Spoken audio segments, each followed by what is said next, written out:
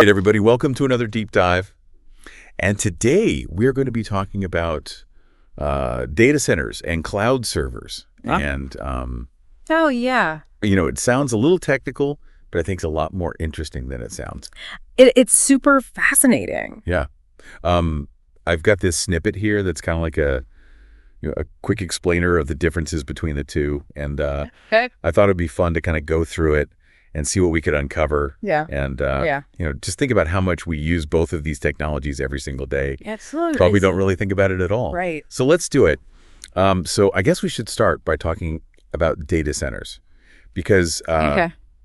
we kind of think of servers as these things that are in like a, dusty room in a basement somewhere. But Right. really data centers are like these Huge facility. huge, these massive industrial scale facilities. Yeah, they're basically like giant warehouses Yeah. filled with rows and rows of servers, which are really just, very powerful computers, Right. all working together to store and process data And keep everything cool. and keep everything cool. Exactly. It's not just servers though, right? No, it's not. There's like a whole ecosystem. The whole ecosystem. Yeah, you've got all these intricate networks of routers and cooling systems and Yeah. backup power supplies. I mean, it's the engine room Yeah, of the entire digital world. it is. Wow. It's impressive. So then we think about cloud servers. Yeah. And, Yeah. we've always had servers in data centers, but what is it about cloud servers that's different?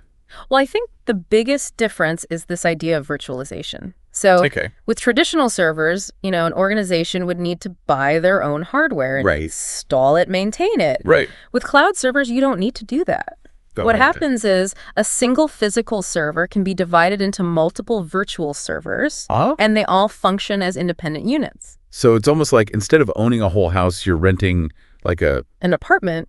furnished apartment. Exactly. Yeah, you get the computing power you need Right. without having to manage all the physical infrastructure. Yeah. I mean, and the beauty of that is you can scale up really easily. Absolutely. That's one of the biggest advantages. Like if you suddenly need a whole bunch more power. You just spin up more virtual servers. If Yeah. you need less, you can scale back down. And I imagine that's really appealing to like Oh, yeah. startups Especially startups who maybe don't have a lot of money. who don't have the resources to make these big investments in hardware. Exactly. Yeah. And then on top of that, it's not even just like basic servers anymore, right? No, there's all kinds of other services that cloud providers are offering. Like what? Well, you've got infrastructure as a service, IIS. IaaS. Yeah, that's where you basically get the building blocks. Okay. You get virtual servers, storage, networking, Okay. and you have a lot of control over what you run on them. Gotcha. But then you've also got platform as a service, POFE, and that's giving developers a platform to build and deploy applications Hi. without having to manage the infrastructure underneath. Got it. And then on top of that, there's software as a service SaaS, Okay. which is basically, ready to use software applications with Okay. you access over the internet. So it's like all different levels. It's different levels, yeah, Yeah. different layers of service. So how does this all fit in with data centers then? Right. So it's not like cloud servers are replacing data centers. Right. They actually exist because of data centers. Okay. Think of data centers as the foundation, the actual physical infrastructure. Okay. And then the cloud servers are this virtual layer that's built on top. Fine. And you have these companies like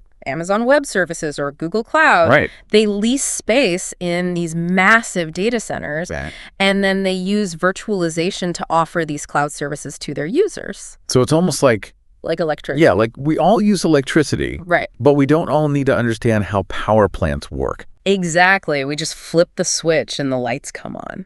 Yeah, and it makes me think about all the implications, like as we keep moving more towards the cloud, Right. what's going to happen with data centers? Are they just going to get bigger? Well, that's a good question. Yeah.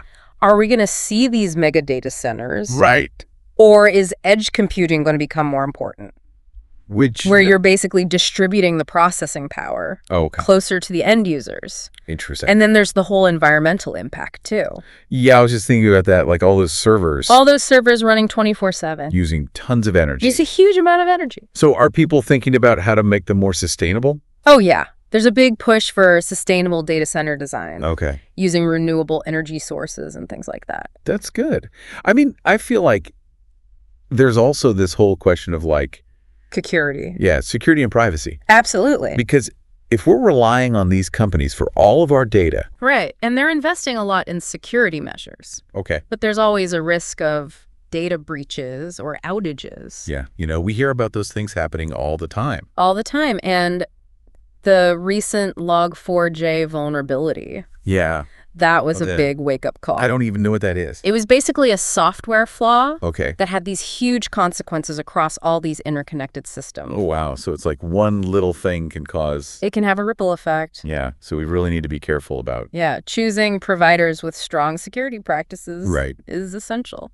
What's really fascinating, it seems like data centers and cloud servers are just such a fundamental part of our lives now. Of our digital lives, yeah. And they're just going to keep evolving. Absolutely. It's a constantly evolving landscape. And who knows what's going to happen in the future? Yeah, who knows what the future holds? I mean, it's amazing to think about all the possibilities. It is. It's exciting. It is. So next time you're using an app or you're watching a video, right? Right. Just think about all those data centers and cloud servers. Yeah. Working behind the scenes. Working tirelessly. It's a whole world. It is a whole world. That we don't even see. Invisible but essential. Yeah. Yeah.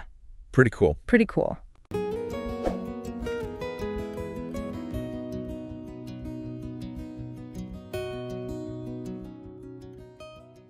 Please like this video and subscribe to our channel. For more detail you can visit our blog website www.evergreentechtips.com.